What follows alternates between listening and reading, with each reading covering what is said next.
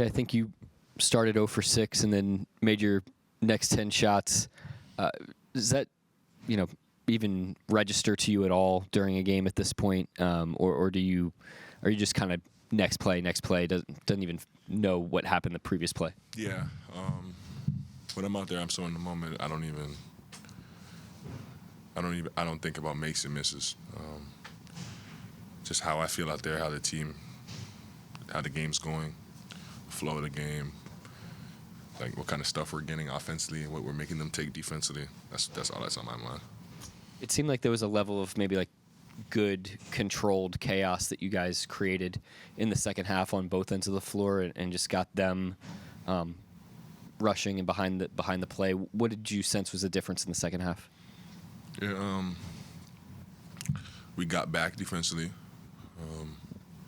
and like really made them score over top of us. I think like that was the thing in the first half. They were just like faster than us in all their actions. Like we were behind the ball, but like once we got back, got set, and made them play through us, we were pretty good.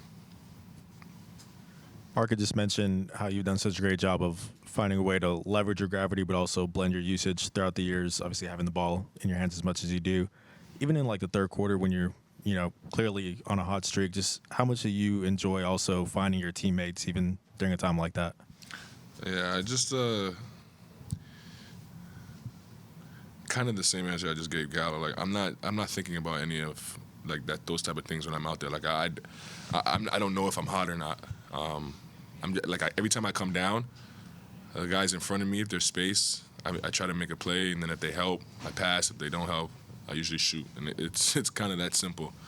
And I just try to come down and do something that's within my comfort zone every play down, and then whatever the defense tells me to do, I do from there.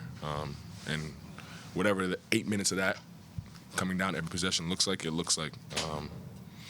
But yeah, I that's all that's on my mind, just taking what they give you and being aggressive. What has impressed you the most about Dub as he's worked his way back from this injury? Obviously still affecting him, but it seems like he's continuing to just play through it.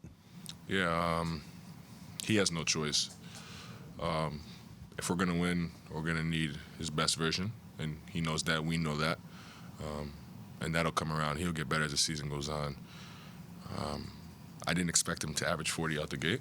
But, yeah, he's a great player. He's going to get back to his usual self. It's just going to take time. Shai, Mark said that your guys' shot quality over these last several games from three has actually been better than it was earlier in the year, even though, collectively as a team you seem to be in a slump. What's it like just kind of trusting the spots you're getting to and the quality of shots you're getting from three, even if they're not going in? Yeah, I mean, the way I see it, like we don't have any other option. Usually the lob averages plays out. We have guys on this team that can shoot the ball, and especially when we get good looks, we just got to keep taking them. It doesn't mean we defer from it. Good looks go in, and when we stay on that path, we'll figure it out. Ball going eventually, not going, but yeah, going against it wouldn't help anybody. And then you guys got the Spurs coming in here next on Tuesday. What's just kind of your mindset and motivation going into that game? I haven't thought about it yet, but since we're here, yep, we got to win, just like every other night. You wake up and you want to win a basketball game. Now, it's obviously a very good team who's gotten the better of us recently. So, yeah, it should be a fun one, should be competitive. We got to go out there and do the necessary things to win a game, and if we don't, we'll most likely lose. Jay Will's numbers didn't really just jump off the page, but he was really impactful tonight in his first game back, and he was part of that big third quarter run with you guys. How important and what does he bring to the table for you guys? Yeah, physicality, communication. He's a smart basketball player. When he's out there, he brings a level of connectedness just because he's always talking, always knows where guys should be. And just honestly, just has a good feel for the game, making plays for himself and for others. Really good basketball player, and when he's out there, we're a better team. Dub, I think you guys scored 70 points in the second half, and it just felt like that fourth quarter first 5 or 6 minutes of the first quarter was really a slam the door type opportunity for you guys. What was key on that end of the floor there? Defensive physicality. Got a lot of stops. Got a lot of one shot, one rebound kind of opportunities for us, and we did a good job of capitalizing on those with our offense. So that group did really well, and then the group that came in did a good job of closing the door, but just getting stops. And we've kind of talked about it, like our stops don't always have to be steals and making this like heroic play. It's just like how many times can we stack possessions to where like they have to really work for shots. And Chet said something really, usually he's hit or miss, but he made a good point. He was like, teams when they score it should feel like a relief more than an energy boost, and I think we did a good job of that. It was, I think, 26-1 second chance points difference. You had guys like yourself and others flying into the elbows there and grabbing the ball. You heard what I said. What's the kind of the decision-making process there, and why was that working so well for you tonight? It's just something we harp on. Like, if you can get extra possessions, like obviously you get more opportunities to score, so it's not really like a super science to it. It's just like if you're in the area, there's a way to do it, and we try and do it as much as possible. And tonight we were successful, and we made the shots coming out of it. Go ahead, Michael. You guys obviously have a lot of really unique bigs on the roster, but you get Jay Will back tonight. What does he uniquely bring to the roster? Aside from basketball, just like his presence, like being there, like actually playing, does a lot for our team. He knows it.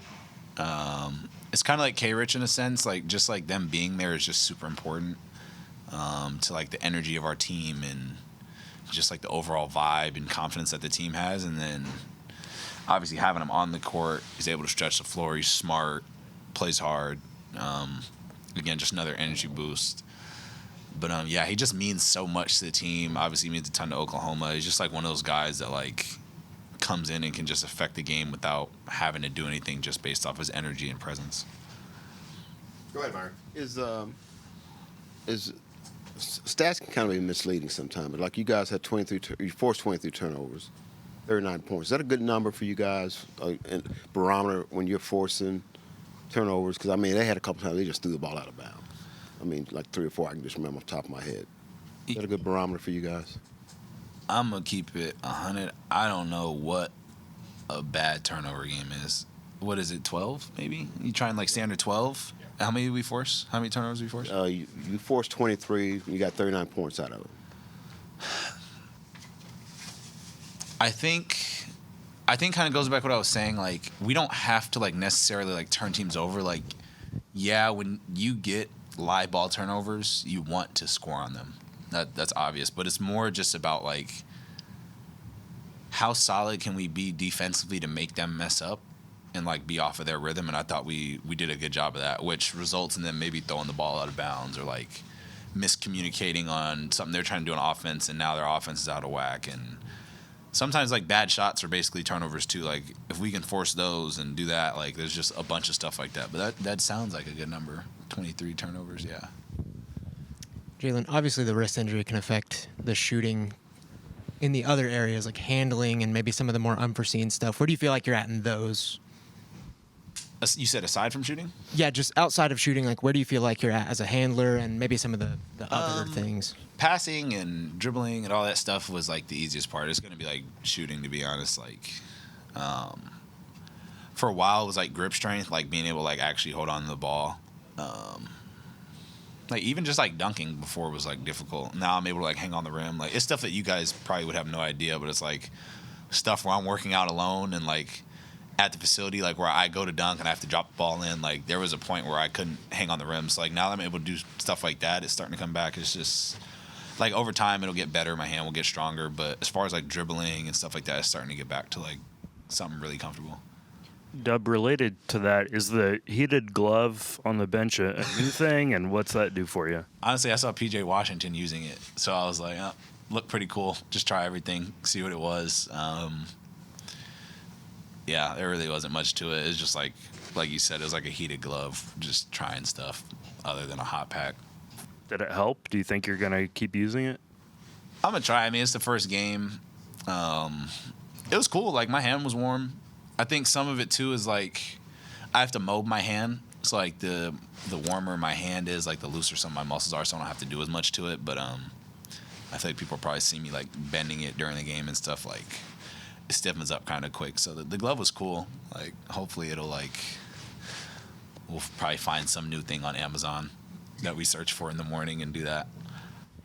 You spoke recently about how nobody's more frustrated than you when it comes to this whole process. Just how have you sort of handled being your biggest critic, but at the same time not looking too much into some of these uncontrollables, like, you know, the shooting is going to go down, obviously? Yeah, I thought I was my biggest critic. It might be Twitter. So I just take it day by day. I don't. Mark's been good at like just saying like it's going to take time. It's not like what I have is not like a normal. You know what I mean? There's not like 100 people running around with this injury, nor do they have that many people that had to do the surgery twice. So it's like one of those things where like I can kind of look at it as like a new opportunity to show people that end up having to go through it at some point that it's possible to maneuver through it. So that's how I've been looking at it. But like all things, it takes time, but I'll figure it out. I'll be able to manage and get everything else going. I feel like I can do a lot of things on the court, and I can still score, obviously, as we've been seeing throughout this span. So not too worried about it or hyper fixated on it. I just got to let it do its thing and make sure I keep putting in the work like I usually do.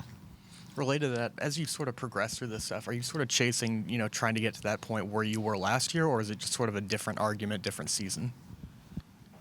Yeah, different argument, different season, to be honest. Like, I don't want to get to the point that I was at last year, because then I feel like I would be going backwards. So I'm trying to like ascend through the fact that I have whatever I'm going on. But like I said, I don't see it as a crutch. It's just something that I have to hurdle and get better. And once I hurdle it, it's like, well, I've done so much with it already in a weird spot. Now that I'm comfortable, I can kind of do whatever.